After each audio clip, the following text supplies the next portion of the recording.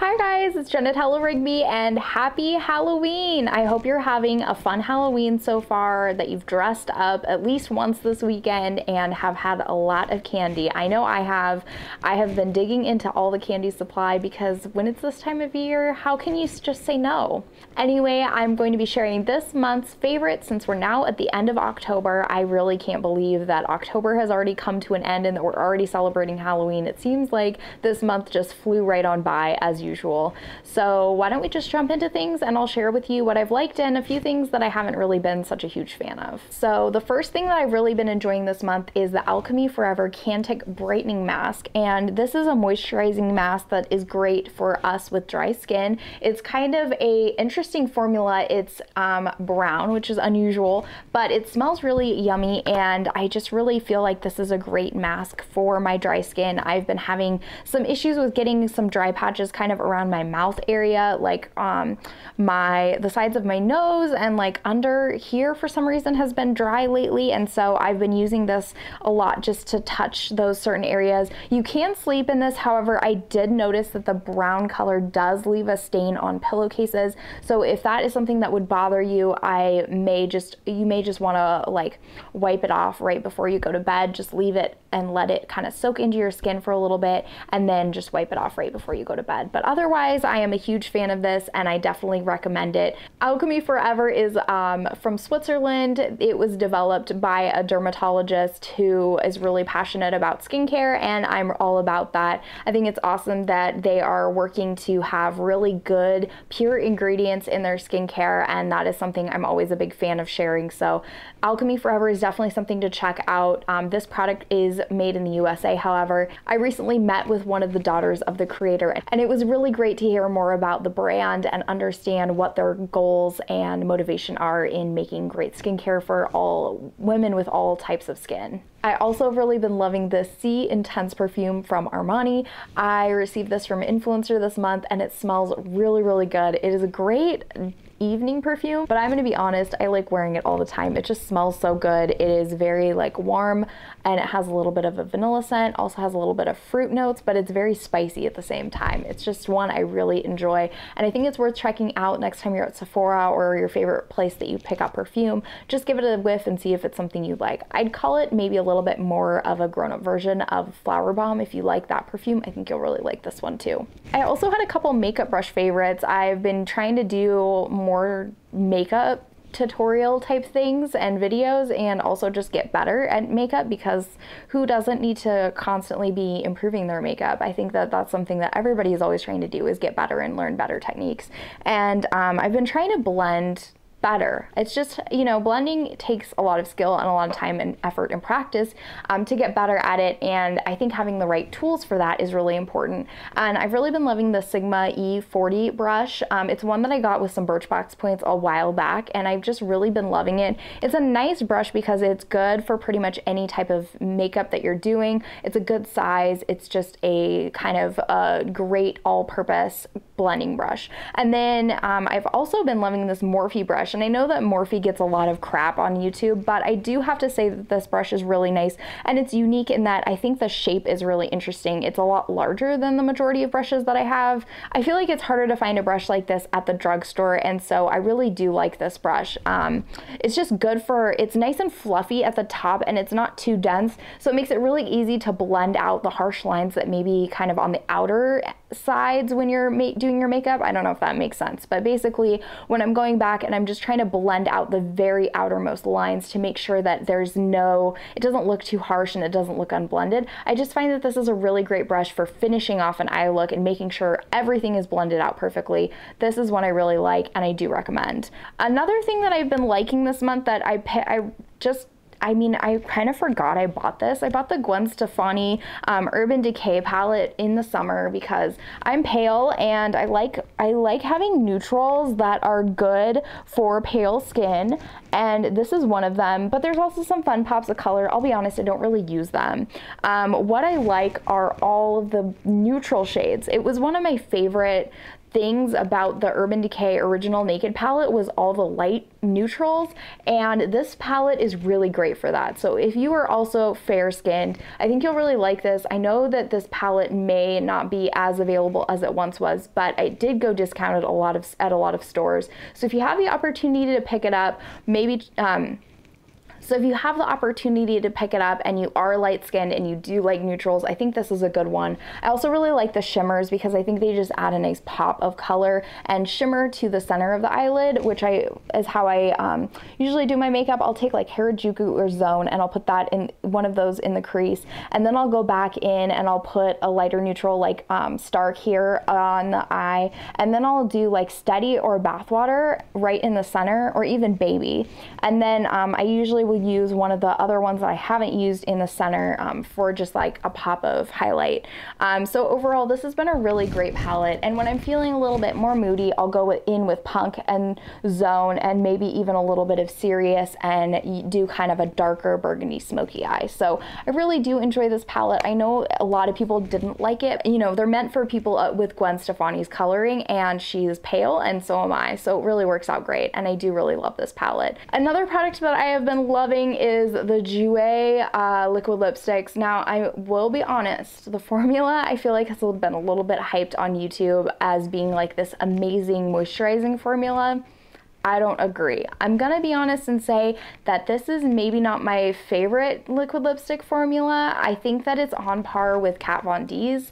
So if you find those to be really drying, I think you'll find this to be drying too. And I don't know if I just got a tube that maybe is drier than the others, or if some people just have different types of lip skin than I do, but I find this to be just as drying as most other liquid lipsticks out there. I don't find this to be this amazing like moisturizing mecca of liquid lipstick.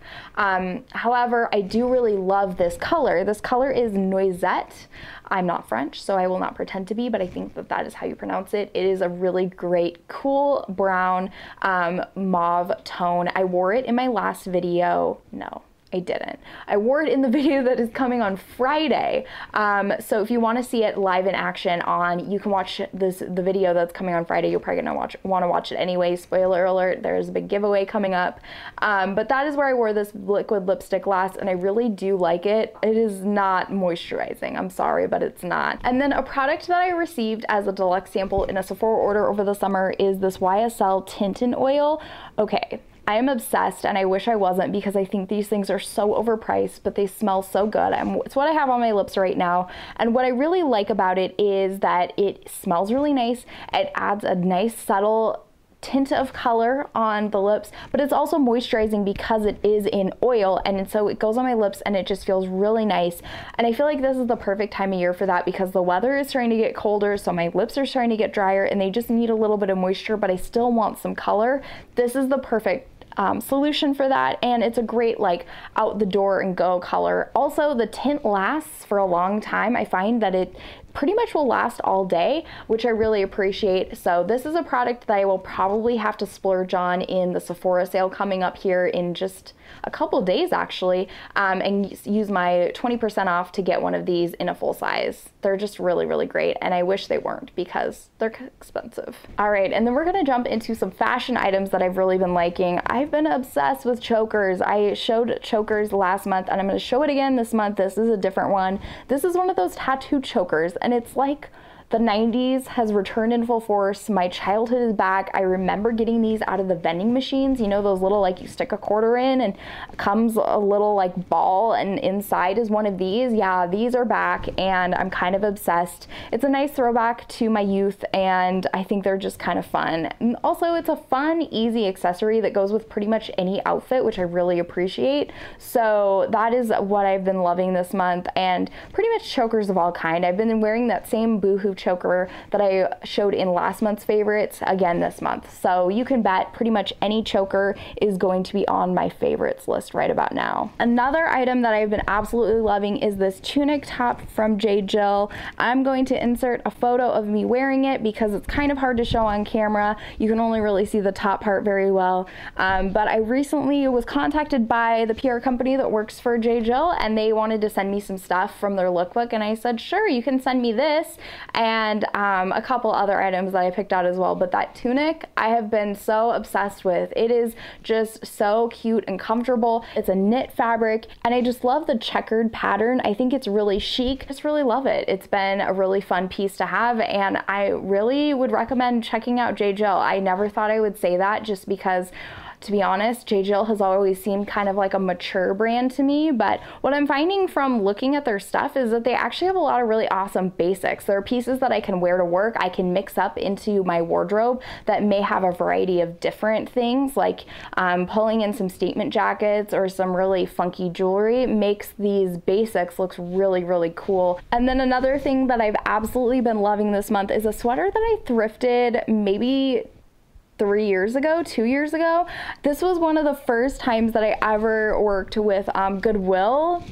Seattle Goodwill. They reached out to me when I was a brand new baby blogger, and they asked if I would be interested in checking out their Capitol Hill location, and I was like, heck yes. I love thrifting. It's like one of my favorite pastimes. So I went to the Capitol Hill store and found the sweater. It's from Michael Kors. It's really, really long, and it just is so fabulous. And then how I wear it, I'll insert a photo here of me wearing it. This is probably from the original post I did with them back in the day when I had no idea what I was doing as a fashion blogger. I've come a long way, I feel like. I mean, I still could go farther, but you know what I mean. It goes with everything. I wear it with all sorts of different outfits. I really especially love it with flannel. That has not changed. I still love it with flannel because I feel like it's just the perfect fall outfit. I throw on a pair of skinny jeans, ankle boots, and I'm out the door. It's like part of the easiest outfit ever, and I wear that to work all the time. So sweaters like this are such a great staple. If you don't have a sweater coat like this, I highly recommend it. I feel like it's just something you will wear over and over again, and you will absolutely love. So I will leave a link to something similar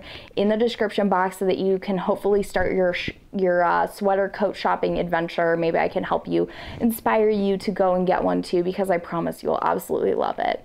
Now, speaking of things that I absolutely love, I'm gonna jump into candy because it's Halloween. Hello, Halloween hat, right?